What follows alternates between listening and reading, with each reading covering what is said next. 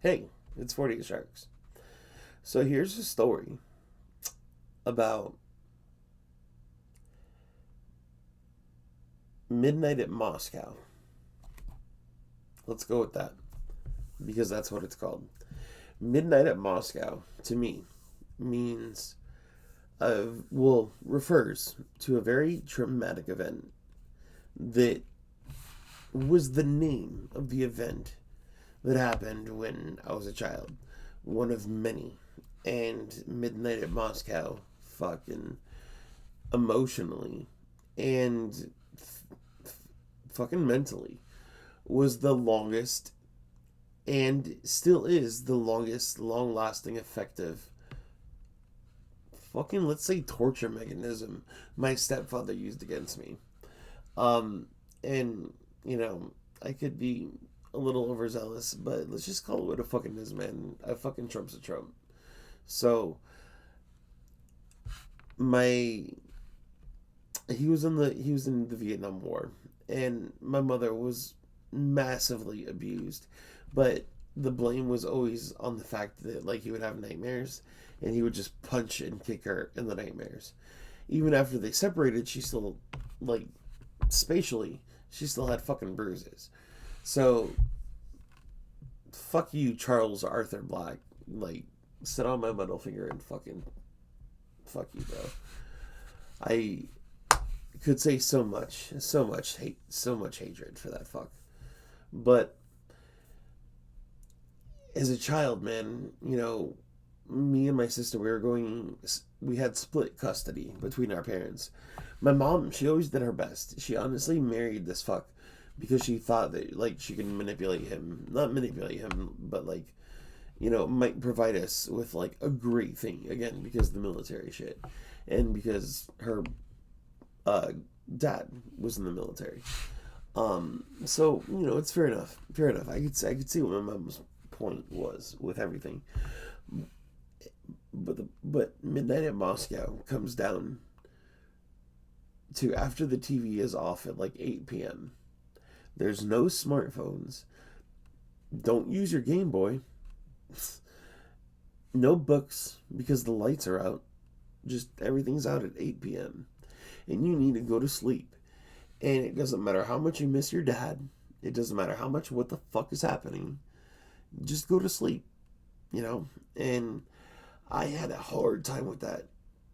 A really, really hard time with that. And my sister, thank God she was with me. Holy shit. Because she's 5 years older than me. And we were still, split custody. And she escaped a little sooner than I did. And I still had a few years where I had to, like, stay there by myself. And that was, like, the worst times before the worst of the worst times. But she was there while I was young, when I really needed the help. And she would tell me these stories about Star Wars Zero. And, man, if she would have written these things down, she would have made fucking millions, hundreds of millions, off of writing Star Wars 2 and 3. Because this was like back when Star Wars 1 came out, and she would tell me about Star Wars 0. What happens if everything was before Darth Vader? Before we knew, like Anakin was gonna, or, like before we knew all the shit.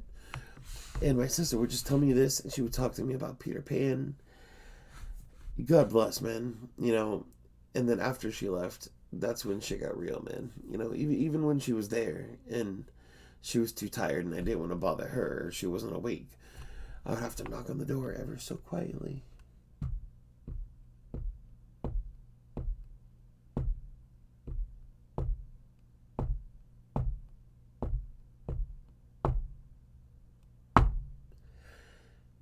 One knock too loud, you would hear, and this motherfucker would get up. My stepdad, fucking that piece of shit, and he would ream me out, bro. He would fuck me up emotionally at night, and just get on my ass like a fucking boot camp instructor, bro. Fucking drilling shit into me, dude. And it's like, man, I wish my mom would have just answered the door. And a lot of the time you could hear her saying, no, I'll get it, I'll get it. And he's like, no. And midnight at Moscow, baby. That's how we get here. Midnight at fucking Moscow. It's literally midnight, 12:01. This video could not be any more symbolic right now. This is something I've never really told people about.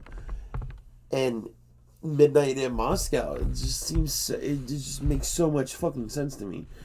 And it really made sense when I brought it up. I forgot who I brought it up to, but I brought it up to somebody, and they didn't even know what that was. And at that point, I realized, like, wow, that's an entire piece of my childhood that purely belongs to me, man. Midnight at Moscow. And that's not only something that I had to deal with, but something that I'm having to deal with and that I need to overcome. And fuck, man, that's like, what would you call that? Like a recurring nightmare, a recurring fear? We'll figure out whatever it is, and that'll be the title name. Fuck. Maybe it'll just be called Midnight at Moscow. Do you know what Midnight at Moscow is? Have you ever had a Midnight in Moscow experience? Fucking the most terrifying thing. Midnight at Moscow. I don't know. Midnight in Moscow, man. I'll never forget that shit. But I can only ever try to overcome it. So fun. If you're not subscribing, please subscribe. Because I'm getting emotional with these videos and trying to reach out to y'all, man.